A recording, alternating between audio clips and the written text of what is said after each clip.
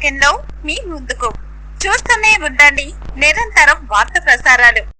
నిన్న మధ్యాహ్నం 3-4 గంటల మధ్యలో మాకు నమ్మదగిన సమాచారం మా ఇన్స్పెక్టర్ గారు, కోలార్ టౌన్ ఇన్స్పెక్టర్ శివశేఖర్ గారికి రాగానే తను ఇమీడియట్గా ఎస్ఐ అజయ్ కుమార్ని మరియు లోకేష్ ఇంకా ఇద్దరు స్టాఫ్ తోటి ఇమీడియట్గా Durgapuram X road, Khammam X road దగ్గర అనుమానిత ఇద్దరు వ్యక్తులు ఉన్నారని చెప్పి తెలియగానే ఇమీడియట్గా టీం వెళ్ళేసి అక్కడ సెర్చ్ చేయగా అక్కడ మామిడి తోటలో ఇద్దరు వ్యక్తులు మనకు అక్కడ కనిపించడం జరిగింది. వారి పేరు అడవి రాఘవ మరియు పంది వినోద్.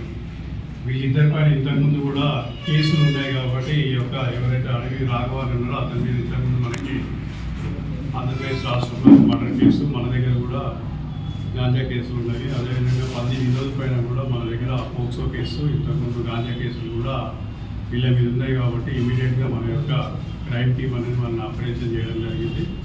వాళ్ళని ఆపరేషన్ చేసినప్పుడు వాళ్ళ దగ్గర ఒక 2 కిలోల గాంజా అనేది రెడ్ హ్యాండెడ్గా పట్టుకోవడం జరిగింది. ఈ యొక్క గాంజా అనేది వీళ్ళు ఎక్కడి నుంచి తీసుకొస్తున్నారని చెప్పి తెలుసుకోనగా మధ్య రవితేజ్ అని చెప్పి ఇతను ఇతను మనకు అప్స్టాండింగ్లో ఉన్నాడు. ఇప్పుడు ఇతను మనకి అరకు వైజాగ్ నుంచి ఒక గాంజాని తీసుకొని వచ్చి వీళ్ళకి ఇచ్చి అక్కడ 2,000-3,000 తీసుకొని వచ్చి వీళ్ళకి 10-12,000 అమ్మడం.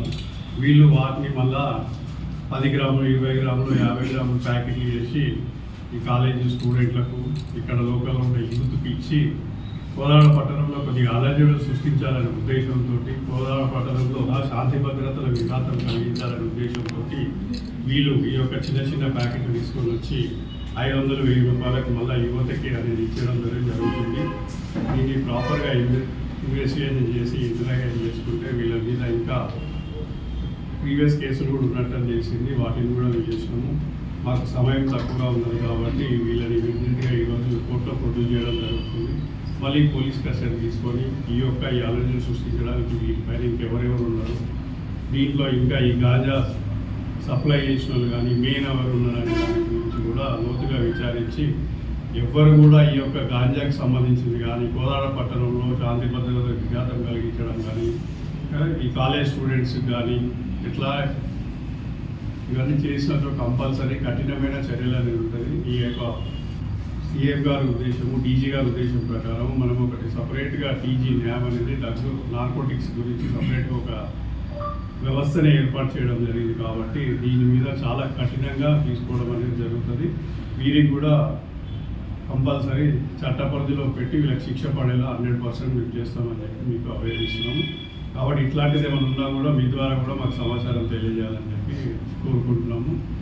కాబట్టి ఇంకోటి మీ ద్వారా చేయలేమంటే కాలేజీ స్టూడెంట్స్కి కానీ కాలేజీ ఇన్స్టిట్యూట్స్లోని వాళ్ళకి కూడా ఆ కాలేజీలో ఏమన్నా ఇలాంటి సమాచారం ఉంటే కూడా మాకు తప్పక తెలియజేయాలి. అదేవిధంగా తల్లిదండ్రులకు కూడా తెలియజేసేది ఉంటే వాళ్ళ పిల్లలపైన కూడా నిఘా పెట్టాలని చెప్పి మేము కోరుకుంటున్నాము. ఎందుకంటే ఈ డ్రగ్స్ అనేది ఏమవుతుందనంటే ఈ చిన్న వయసులో తొందరగా ఈ చెడు అలవాట్లకు అట్రాక్ట్ అవుతారు. వాళ్ళ యొక్క నర్వ్ సిస్టమ్ అనేది ఖరాబ్ అవుతుంది.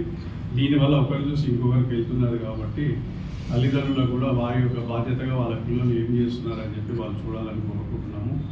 దీనికి ఒక స్పెషల్ టీమ్, ఒక ఇన్స్పెక్టర్ గారు ఒక స్పెషల్గా డ్రైవ్ చేసి ఒక 1-2 మంత్స్లో మొత్తం కోలార్ పట్టణంలోనే అసలు గాంజా అనేది లేకుండా కూడా చేయాలనుకుంటున్నాము. దానికి ఒక అజయ్ అని ఇన్స్పెక్టర్ని మరియు ఒక స్పెషల్ టీం పెట్టి దీని మీదే చూస్తున్నాము. దీని మీద త్వరలోనే ఇంకా కూడా కోలాడ పట్టణంలో గాంజా ఫ్రీ, డ్రగ్ ఫ్రీ కోలాడ పట్టణంగా చేయాలని మా యొక్క ఉద్దేశం. Thank you. నిధుల నుంచి